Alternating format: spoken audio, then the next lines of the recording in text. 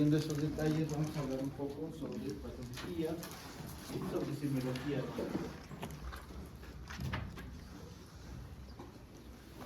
Bueno, se los presento nuevamente. Es una glándula que tiene la posibilidad de tener un acceso muy fácil a través de la ecografía, eso que nos permite diagnósticos bastante certeros, precisos, la posibilidad de biopsiar con aguja fina.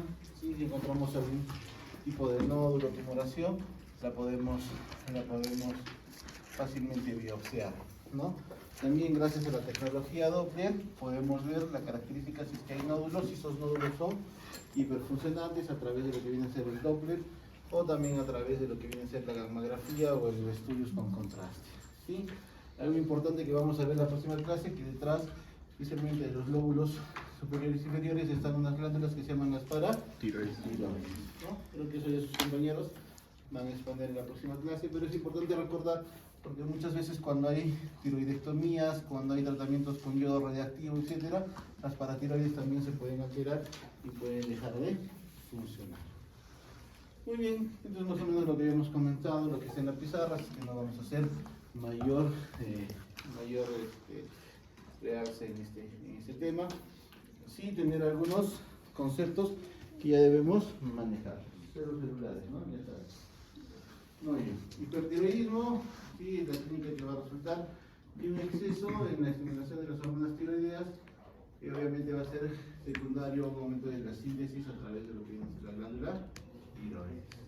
Tirotoxicosis es un aumento de las hormonas tiroideas circulantes independientes de su origen. Hipertiroxinemia, eutiroidea es un aumento de la T4 total con T4 libre normal, mayormente se ve en estados de embarazo o en la administración de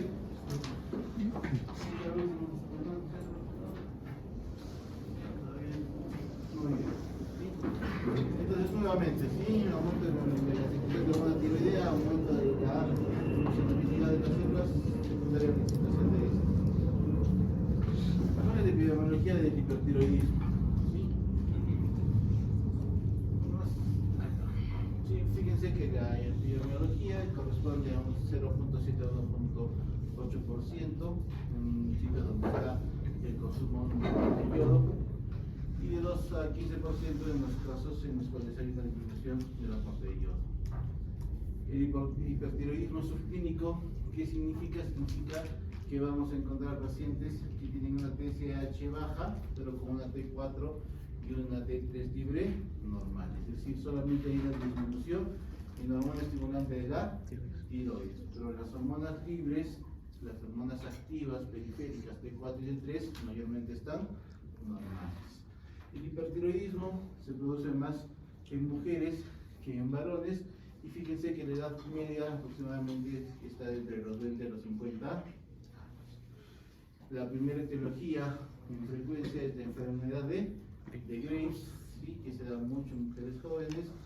En segundo lugar está el bocio nodular, que mayormente se da en mujeres adultas.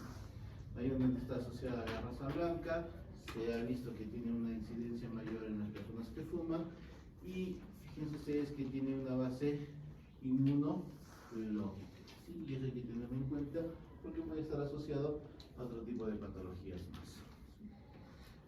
Hay diferentes clasificaciones de acuerdo a la química, de acuerdo a la etiología, pero también hay una clasificación que nos muestra la gente que es de acuerdo a la captación de yodo 131. ¿Sí? ¿Qué significa? Que estos pacientes que tienen alta sospecha de lo que viene a ser un hipertiroidismo, se le da yodo 131, ¿no? Se lo impregna con eso, y normalmente la glándula, obviamente como tiene que capturar yodo, va a tener una captación homogénea, ¿no? Se ve los dos lóbulos, algo de istmo, y se ve algo homogéneo. Pero fíjense ustedes qué es lo que pasa en un bocio multinodular. ¿Bocio, cómo definimos bocio?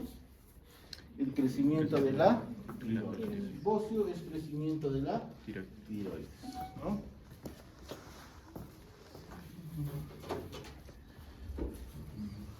¿Y quién creen que puede estar asociado al bocio?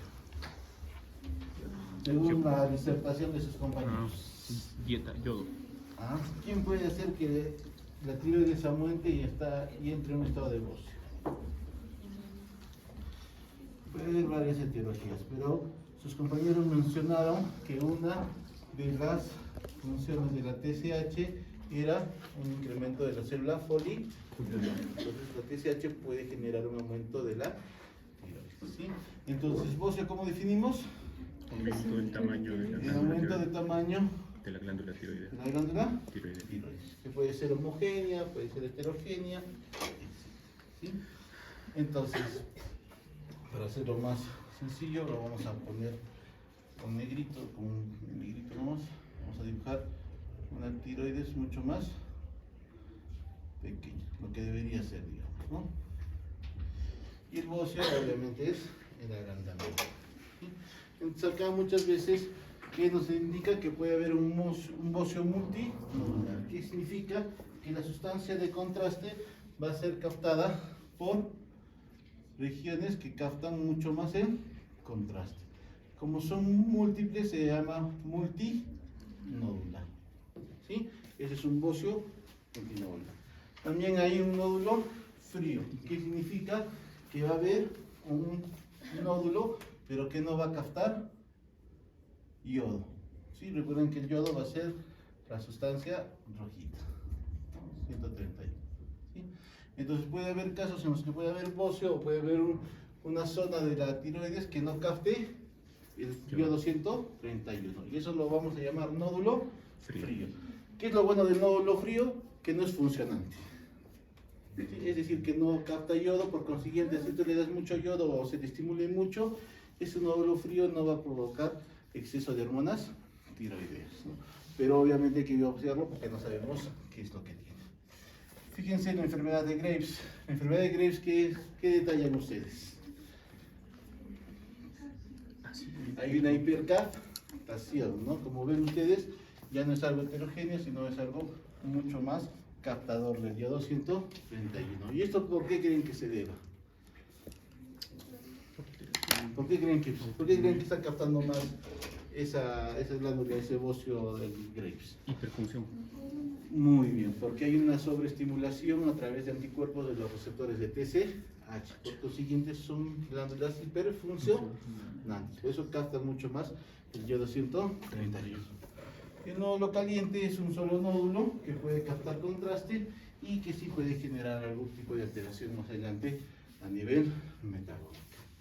Como nos menciona el cuadro que está en el libro, que ustedes lo van a leer para el examen, las causas de hipertiroidismo con captación normal o alta de yodo, que hemos mencionado, y con captación baja de yodo. Acá lo que llama mucho la atención es la tiroiditis aguda o la tiroiditis silente. Recuerden que tiroiditis, ¿qué significa? Inflamación de la tiroides. Sí, en este caso, de la tiroides. Especificación, fíjense ustedes que en la enfermedad de Graves-Basedon la etiología es autoinmune. ¿Qué significa? Que va a haber anticuerpos que van a ir a actuar a nivel de los receptores de la TC. Aquí están los receptores de la TCH. Y ahí estos anticuerpos van a generar una destrucción y una alteración en la funcionalidad y nos van a volver independientes. Es decir, que van a hacer de que la hormona comience a generar hormonas tiroideas en forma casi constante, porque ya estos receptores ya no responden a la estimulación, a la retroalimentación positiva o negativa, ya que son estimulados en forma constante, ¿sí? Eso tiene una predisposición genética, factores de riesgo, el estrés, el tabaquismo, el sexo, habíamos dicho que se produce mucho más en mujeres y también algo de fármacos, ¿sí?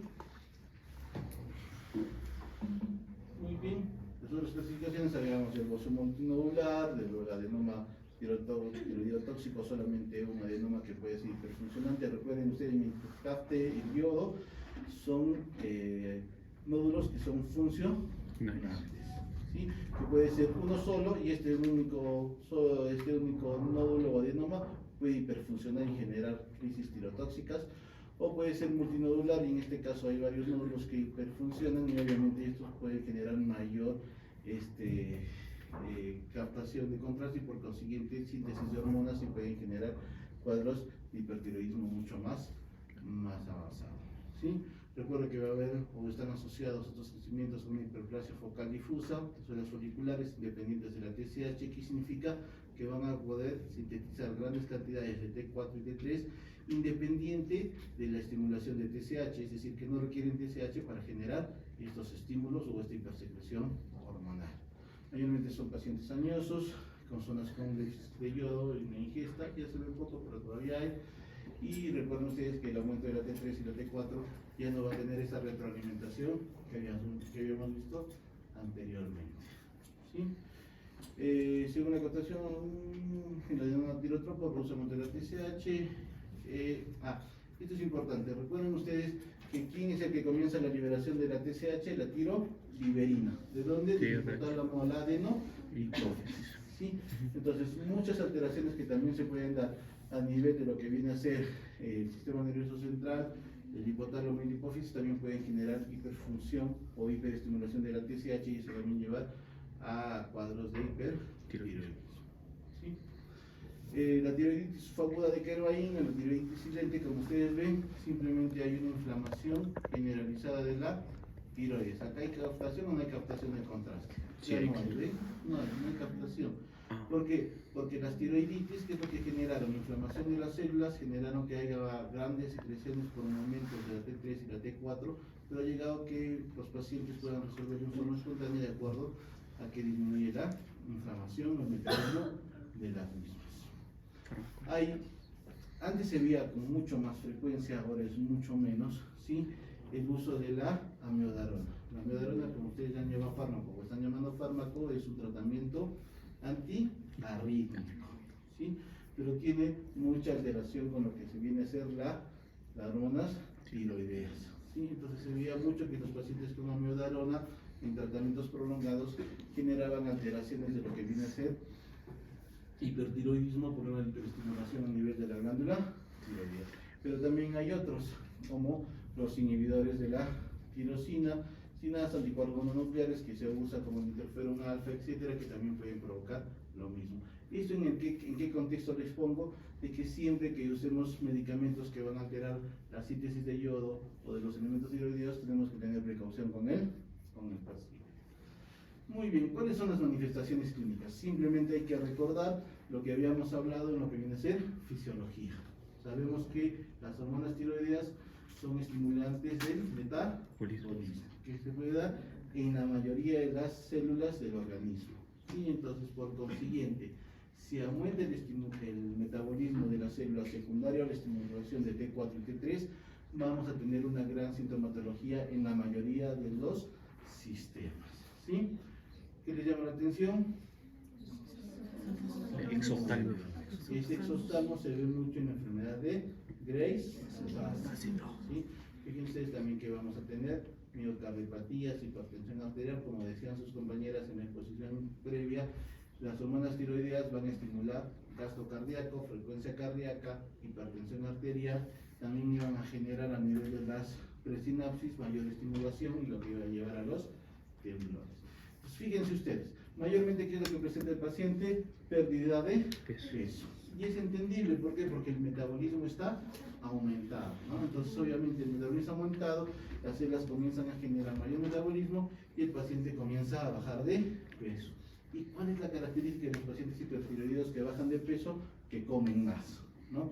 Como su metabolismo está aumentado, son pacientes que tienen polifagia. Y comen y comen y te dicen, doctor, mi hijito está comiendo harto, pero no sube de peso, ¿no? Entonces, eso es una alerta para pensar en hipertiroidismo. ¿Sí? Hiperactividad, son pacientes que están muy hiperactivos, son pacientes que están constantemente haciendo algo, son pacientes que nunca están quietos, que siempre están buscando algo que hacer y muchas veces hasta exageran sus conductas. Son pacientes bastante ansiosos. Ojos saltones en los casos del Graves Placerov, cabello frágil y obviamente ¿por qué? Porque el crecimiento también hace de que sea tan largo, tan rápido que disminuyen su contextura. Temblores como habíamos mencionado, bocio en la mayoría de los casos. Recuerden que la TSH va a seguir estimulando el crecimiento de las células y esto va generando aumento de la glándula propiamente dicha. Taquicardia, sudor, calores. Recuerden que los pacientes hipertiroideos suelen tener intolerancia al calor, o sea, están en el calor y ellos están así, pues, ay, no me gusta el calor, yo prefiero el frío, no me gusta el calor porque como su metabolismo es bastante acelerado, generan más calor, dispensan más calor, y si esos pacientes tú les pones en un ambiente caluroso no lo toleran. ¿Sí? Irritabilidad es una de las cosas que más tiene. ¿Sí? Fíjense que de acuerdo a lo que viene a ser los diferentes sistemas, sistémicos, neuromusculares, cardiovasculares, pulmonares, gastrointestinales, también es un motivo de consulta bastante frecuente. ¿Qué te dicen, doctor? Voy al baño 3-4 veces al día. Aumento la frecuencia. Y tú comienzas y dices, ¿pero cuántas veces comes?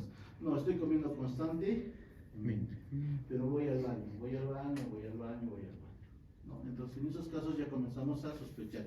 ¿Por qué va al baño? Porque su metabolismo intestinal está aumentado. Los ruidos hidroaéreos, normalmente, ustedes que ya son unos capos en gastro, normalmente los ruidos hidroaéreos, ¿cuántos son por minuto? 1, 2.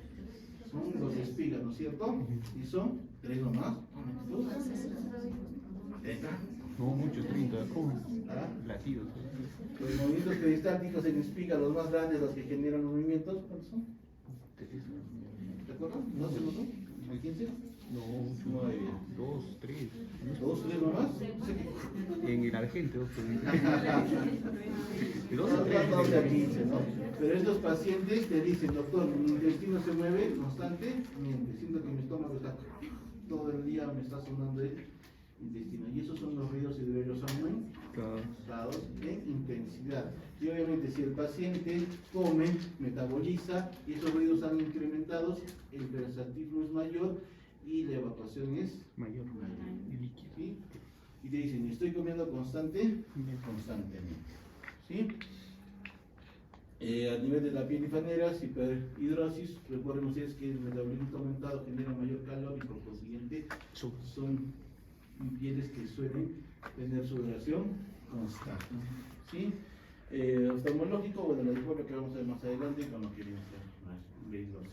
Y cardiovascular, una de las características son las palpitaciones. Recuerden que los pacientes con hipertiroidismo son flaquitos, ¿no? Los flaquitos por consiguiente sienten mucho más las palpitaciones. La frecuencia cardíaca en sí, les suele tocar un poquito más, ¿no? Especialmente cuando se ponen de cúbito lateral izquierdo, sienten justamente el choquecito de punta un poco más importante, ¿no? Y eso lo lleva muchas veces a arritmia. Entonces dice, doctor, está con una arritmia, con una palpitación en sí, simplemente es la taquicardia que se nota mucho más en ellos, ¿sí?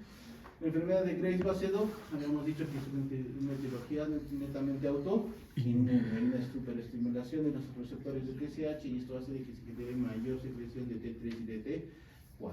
Hay una triada que es la triada de Graves, que significa bocio, ven ustedes la tiroides como está crecida acá, muy bien, exoftalmos y mixe de una pretibial.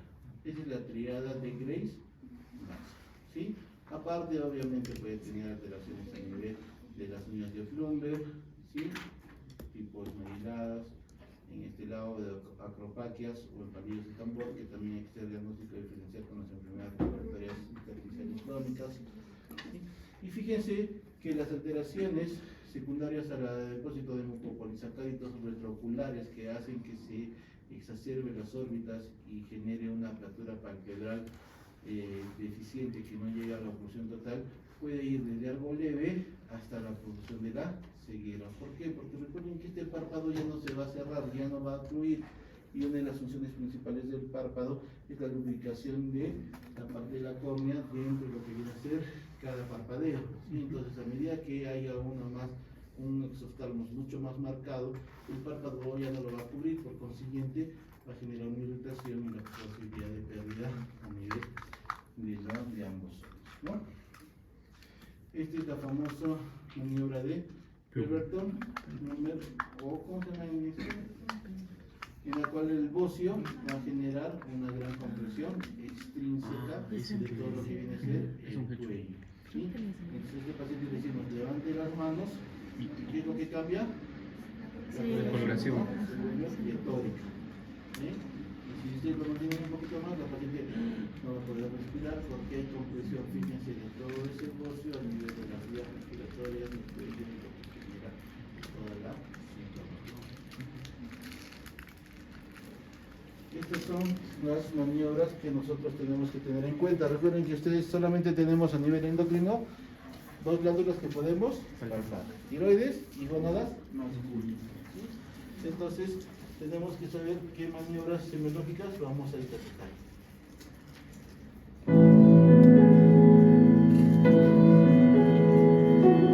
La exploración física tiroidea se inicia con la visualización desde la parte anterior. Primero, miramos al paciente de frente en la zona cervical inferior. Si el tiroides es de tamaño normal, no lo veremos. Debemos solicitar al paciente que hiperextienda el cuello para ver mejor si existe un aumento de la glándula tiroidea. Y por último, le pedimos que trague, porque la glándula tiroidea es la única estructura, excepto la tráquea, que se moviliza con la deglución. Las adenopatías y otras patologías cervicales no se mueven al tragar. Pasamos a la palpación del tiroides. Nos colocamos justo detrás de él y colocamos los dedos corazón sobre la horquilla externa, de forma que los dedos índice quedan colocados sobre los lóbulos tiroideos. Movemos levemente los dedos hacia arriba y hacia abajo y hacemos tragar al paciente para comprobar que estamos palpando ambos lóbulos tiroideos y el istmo. Intentamos delimitar, si los hubiera, la presencia de nódulos tiroideos. Asimismo, debemos describir la consistencia del tiroides, que será blanda y elástica, y si se moviliza bien. Por tanto, debemos sospechar malignidad si no se moviliza bien o si es de consistencia dura, firme o pétrea. Por último, debemos explorar el resto de estructuras cervicales, especialmente las cadenas ganglionares pre- y paratraqueales y laterocervicales, desde la parte supraclavicular hasta las glándulas submaxilares. Esta maniobra se llama la maniobra de Kerber-Wein, ¿no?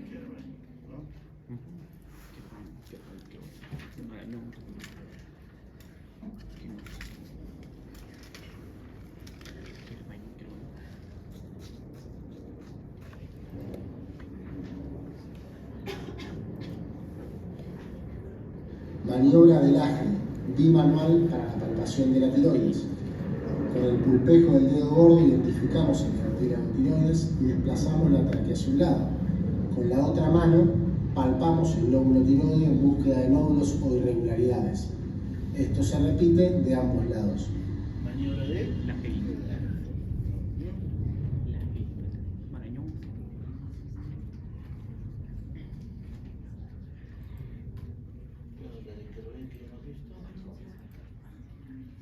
Maniobra de Decker-Wein para la palpación bimanual de la tiroides.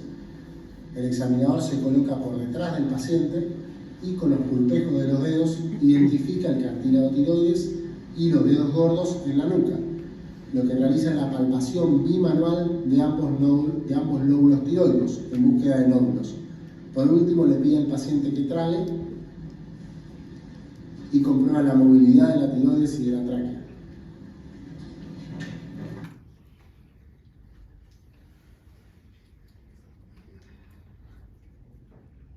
la famosa maniobra de tres maniobras nada más que tienen que aprender. Maniobra de Krille para la palpación monomanual de la tiroides. El examinador se coloca por delante, identifica el cartílago tiroides, con el pulpejo del dedo gordo desplazamos la tráquea hacia un lado y palpamos con los otros dedos el lóbulo tiroideo en búsqueda de nódulos o irregularidades. Esto se repite de ambos lados.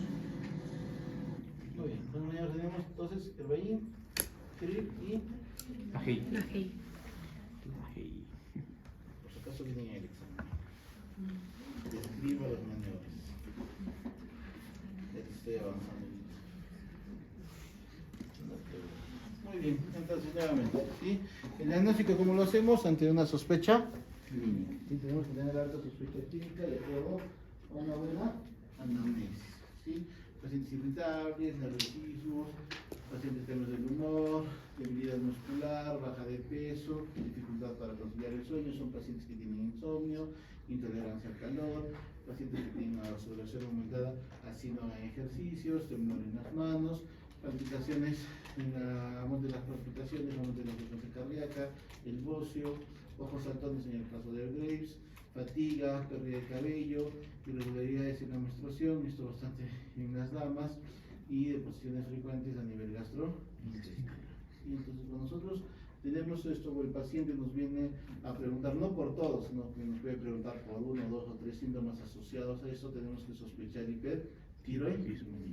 ¿Sí? El diagnóstico, recuerden que se basa en la clínica. ¿Sí? Entonces nosotros sospechamos hipertiroidismo y ¿qué es lo que vamos a hacer? Dosaje de hormonas tiroideas. ¿Sí? Hablamos de hipertiroidismo primario cuando la alteración netamente está a nivel de lo que viene a ser la glándula tiroides. ¿Sí? Acá, ¿qué es lo que vamos a encontrar? TSH suprimida o normal. Es decir, que la tiroides es independiente a la estimulación de TSH. ¿Sí? ¿Qué quiere decir? Que como hablamos de hipertiroidismo, lo habíamos dicho en lo que viene a ser la definición, es un aumento en la secreción de hormonas tiroideas que va a generar las clínicas. ¿Sí? Estas hormonas tiroideas, en un contexto fisiológico, cuando aumentan tendrían que suprimir a la TSH. Pero como el problema es primario, es decir, se debe netamente a la glándula tiroides, esta glándula tiroides es independiente de la TSH. ¿Sí? Igual siguen funcionando secretando. Entonces en el primario que vamos a tener TSH bajita y T4 y T3 aumentar. ¿Sí? En el hipertiroidismo secundario, sabemos que secundario es cuando se da a nivel de lo que viene a ser el hipotálamo hipófisis. ¿Sí? Acá, ¿qué es lo que va a haber? Acá sí va a haber un aumento de la TSH. ¿Por qué? Porque recuerden que es la que va a estimular, y como la TSH está aumentada, obviamente va a estimular a la glándula tiroides y va a aumentar la secreción de T3 y T4. En el caso, como ya hemos mencionado al inicio, en un hipertiroidismo subclínico, ¿qué es lo que va a haber? TSH bajita, pero T4 y T3 normales. ¿Sí? Muy bien, pero como sabemos y como hemos leído muchas veces, en la enfermedad de Graves, la característica era que haya presencia de anticuerpos antitiroides. ¿Cuáles vamos a pedir? Antitiroglobulina, antiperoxidasa, antirreceptor de la TSH, que es lo que más se ve en la enfermedad de Graves, y la tiroglobulina sérica. ¿Sí? Estos vamos a pedirlos de acuerdo a la etiología que nosotros estamos buscando, ¿sí? Para encontrar un diagnóstico etiológico. También podemos comenzar a darle captación tiroidea de yodo 131 para ver si es un bocio multinodular, un bocio difuso, una enfermedad de Graves que hipercapta más. También vamos a estar asociado a eso, ¿qué cosa? La posibilidad de hacer ecografía. Por ejemplo, acá te muestra la tiroides, acá está el istmo y un gran nódulo tiroideo, ¿no? Y obviamente este es hiperfuncionante, ¿sí? Cuando hacemos Doppler, fíjense ustedes que capta mucho más las señales, que significa que está muy vascularizado, por consiguiente es hiperfuncionante. También tenemos la posibilidad de hacer tomografías. Como son nódulos, mayormente están vascularizados. ¿Qué le tenemos que poner? Contraste, ¿no? Y vemos acá una hipercaptación a este nivel. ¿Sí? Entonces, si no le pongo contraste, yo no voy a saber si capta o no capta. Entonces, siempre cuando se quiere ver lesiones vasculares o hiperfuncionantes, ponerle contraste. Podemos acabar en la resonancia, que también nos ayuda. Como ustedes ven, es una glándula muy fácil de evaluar desde el punto de vista. Muy bien, ahora nos vamos al otro extremo. Hipotiroidismo. ¿Cómo definimos? Como la disminución en la producción de la secreción de hormonas tiroideas. Por consiguiente, ¿cómo va a estar el metabolismo? Disminuido. Sí, disminuido. ¿Sí? Recuerden ustedes nuevamente, hipotálamo hipófisis, secreción de T3 y de T4. ¿Sí? Vamos a hablar de hipotiroidismo primario, cuando la alteración netamente está a nivel de la glándula tiroides. Secundario a nivel hipofisiario y terciario a nivel hipotalámico. ¿Sí? Las características, obviamente, las vamos a ver en el transcurso de las siguientes diapositivas, que es lo que vamos a encontrar en cada una de ellas. Antes, ¿qué es lo que se encontraba mucho? Era la deficiencia de yodo. Y obviamente, si no había yodo en la dieta, al paciente no le daban sal iodada, ¿qué es lo que pasaba? No había yoduro para generar las hormonas tiroides. Por consiguiente, los pacientes hacían hipotiroidismo congénito o hipotiroidismo por déficit de yodo. Sí, obviamente se generaba un incremento en el crecimiento de la glándula, que la denominamos bocio. ¿Sí? Y obviamente puede estar asociado a medicamentos antitiroideos, yodo radioactivo y también a sífilis. Las causas, fíjense ustedes, ¿no? Primarias, obviamente todas aquellas alteraciones que van a generar trastorno netamente de la glándula tiroides. ¿Sí? El que es más frecuente es la tiroiditis de Hashimoto, que es también una entidad autoinmune. ¿Sí? La tiroiditis atrófica, que también puede generar iatrogenia. ¿Sí? Por ejemplo, justo eso comentaba con sus pacientes con sus compañeros de práctica. Muchas veces usted va a venir un médico, un paciente y le va a decir, ¿sabe qué, doctor? Yo antes era hipertiroidea, pero ahora soy hipotiroidea. ¿Cómo es eso? ¿Qué pasó? No, me mandaron a Lima y en Lima me dieron yodo radiactivo porque tenía 2, 3 nódulos que hiperfuncionaban. Entonces esa paciente era hipertiroidea con gozo multinodular. Ahí tienes dos posibilidades. O haces que le impregnes de yodo y quemas la glándula en pocas palabras, o haces tiroidectomía. Entonces muchos pacientes usan ya yodo radioactivo como tratamiento de hipertiroidismo. ¿Y qué es lo que pasa? Simplemente la glándula deja de funcionar. Y lo que era hipertiroidea ahora es hipotiroidea. ¿Por qué? Por el yodo. ¿Sí? Cuando no pueden hacer yodo radioactivo, a estos pacientes se les hace tiroidectomía. ¿Sí? Y al paciente que está sin tiroides, simplemente ya no va a haber glándula que secrete, por consiguiente entran en hipotiroidismo. ¿Sí? También puede haber cánceres del cuello, linfomas, etcétera, que también tenga que ver en la resección total o parcial de la glándula y llegar al paciente hipotiroidismo. ¿Sí? Deficiencia de yodo, que ya no lo vemos mucho porque ya toda la sal que sale hacia la parte del comercio son sales yodadas. Entonces, el consumo de yodo está asegurado. Por consiguiente, ya no hay este caso. Muy bien, los secundarios: hipopituitarismo, déficit de la TSH, tratamiento a nivel del sistema nervioso central con quimio o radioterapia y enfermedades hipotalámicas, como ya hemos visto en la clase de hipotiroidismo congénito. Significa que acá ya el niño crece con el déficit de las hormonas tiroideas. Hay una disgenesia en la glándula tiroidea en el 65% de los casos, asociado muchas veces a transmisiones congénitas, especialmente en la síntesis de hormona tiroidea, y también puede haber la presencia de anticuerpos contra la TSH. Y justo el caso clínico de sus compañeros de la primera rotación es un hipotiroidismo congénito que llegó hasta los ¿cuántos años tenía? ¿Su paciente? 56 años. Llegó hasta los 56 años con un diagnóstico de hipotiroidismo congénito, ¿no? Era una pacientita que medía ¿cuánto? 1,10 m, 1,30 m, ¿no? 1,30 m era una paciente bastante pequeñita. Por suerte han podido, este es su caso clínico para ver esto. Qué chévere.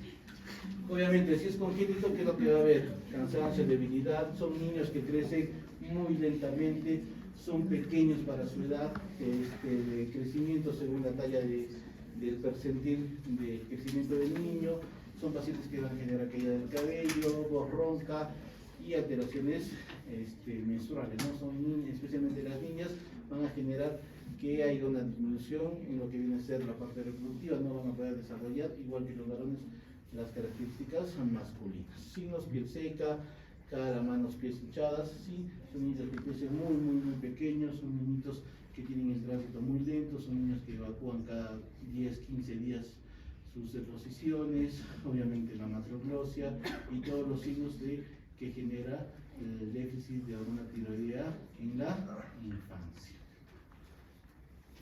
El autoinmunitario, como ustedes ven, ¿sí? La tiroiditis de Hashimoto, que es el clásico ejemplo, y la tiroiditis atrófica, son cuadros en los cuales se van a producir anticuerpos que van a ir a frenar a quienes, a las células foliculares. Y obviamente, ¿qué van a generar acá? Destrucción, inflamación, la TSH va a seguir estimulando, y son pacientes que van a generar con el tiempo bocio, ¿no? Se ve en las imágenes del costado. Y obviamente esta alteración inmunológica va a hacer de que se pierda la posibilidad de que la glándula siga sintetizando hormonas tiroideas. Por consiguiente, los pacientes entran en hipotiroidismo. Nuevamente, la prevalencia es mucho más en mujeres que en varones, ¿sí? De 4 a 8 mujeres por un varón, 0,3 a 2%, mayormente se debe a enfermedades autoinmunes, y también se vea con más frecuencia en las zonas que tenían menos cantidad de yodo. ¿Sí?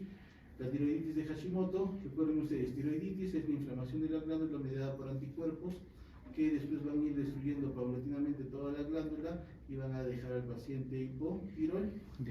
Este día se llama tiroiditis de Hashimoto. ¿Sí? Eliminación de la glándula tiroideas por tiroidectomía en los casos de cánceres o de nódulos o de otro tipo de alteraciones que requiere la resección total de la glándula. Terapias radioactivas como el yodo 131, les mencionaba en los pacientes con hipertiroidismo, fármacos que también se ve, y obviamente el déficit de yodo, que es mucho menos frecuente. ¿Sí? En el hipertiroidismo secundario y terciario, ¿qué es lo que va a haber? Una alteración en la liberación de tiroliberina, que va a hacer que haya una disminución de la estimulante de la tiroides, y obviamente si hay una disminución del estimulante de la tiroides, va a haber una disminución de la T3 y la T4. Si fuera primaria, ¿cómo va a estar la T3 y la T4? Va a estar disminuida. ¿Sí? Al haber disminución, ¿cómo va a estar la TSH? Si la TSH está, si la hipófisis está normal, la TSH va a estar aumentada. ¿Sí? ¿Por qué? Porque recuerden ustedes que como el trastorno es tiroideo primario, ¿sí? Disminución de las hormonas libres, y la TSH va a decir, mira, las hormonas están poquitas, hay que estimular, ¿no? Va a estar aumentada. ¿Sí? Pero como no hay respuesta, va a seguir lo mismo. En cambio, en las secundarias y terciarias, la tiroliberina y la TSH van a estar disminuidas, y también las hormonas periféricas. Causas, bueno, dependiendo de si es primaria, si es secundaria, ¿sí? Habíamos dicho cuál es la primera causa, la tiroiditis de Hashimoto, la de Bocio, la tiroiditis atrófica y todas las otras, ¿no? La sintomatología, todo lo contrario que habíamos visto en hipertiroidismo, ¿sí? Acá, recuerdan que el paciente hipertiroideo era hiperreactivo, era ansioso, irritable, y el hipotiroideo va a ser apático, indiferente, muchas veces va a tener tendencia a la depresión. El paciente hipertiroideo era hiperactivo, siempre estaba haciendo algo, siempre va a estar ahí teniendo algo que hacer. En cambio, el paciente hipotiroideo está cansado y somnoliento, le gusta dormir todo el día. ¿Sí? Menor concentración, fallos en la memoria y olvidos. Estos pacientes son bradicíclicos. ¿Qué significa? Tú le dices 2 más 2 y va a demorarte un tiempo en contestarte. ¿Sí? Lo va a pensar, va a razonar, como sus neuronas no ejecutan rápido, pues va a darte la respuesta, pero va a tardar.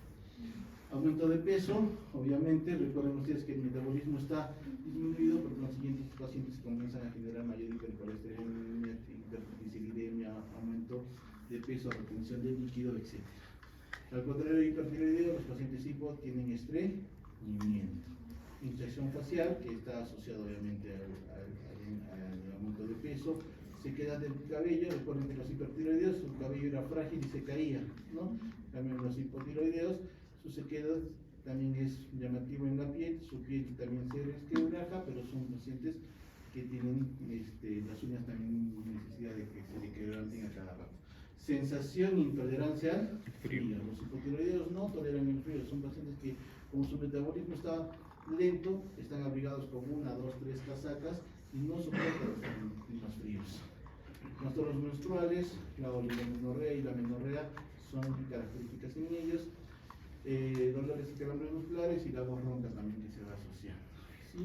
Esta es una fase típica de pacientes con hipotiroidismo. Son pacientes que vienen con cansancio, astenia, calambres, artralgias, caída del cabello, uñas frágiles, constipación, somnolencia, infertilidad. Cuando comenzamos a estudiar pacientes en edad fértil que no pueden tener hijos, siempre tenemos que descartar hipertiroidismo. ¿Sí? Fases abogatada, palidez, piel fría, rugosa. Muchas veces también puede haber, cuando son hipotiroidismos muy severos, mixedema, ¿sí? Que son mucopolisacáridos que se van depositando, especialmente en las zonas pretibiales, etc. Como ustedes ven, las manifestaciones clínicas nos van a hacer sospechar el diagnóstico de hipotiroidismo. Sí, siempre la clínica nos va a hacer sospechar. Por eso siempre tenemos que hacer una anamnesis bastante frecuente, porque astenia, cansancio, artralgias son síntomas inespecíficos que se pueden presentar en cualquier otra patología, pero si nosotros vamos sumando aparatos tras aparatos, sintomatología y signos, pues obviamente vamos a encontrar. Y siempre recuerden ustedes que si sospechamos hiper o hipotiroidismo, tenemos que evaluar glándula tiroides, siempre. ¿Sí? Y si a ustedes les queda algún tipo de sospecha a la palpación de las 3 maniobras que hemos visto, le van a pedir una ecografía tiroidea, ¿no? Diagnóstico, pues obviamente vamos a hacer nuevamente la valoración de TSH, T4 y de T3. Recuerden que la T4 y la T3 también podemos pedir como T4 y T3 libre y asociada a proteínas. Si sospechamos en algo autoinmune, vamos a pedir anticuerpos antitiroideos, antitiroglobulina y antiperocidas. Y así vamos a hacer el diagnóstico definido, ¿no? Muy bien, muchas gracias. Nos vemos la próxima semana con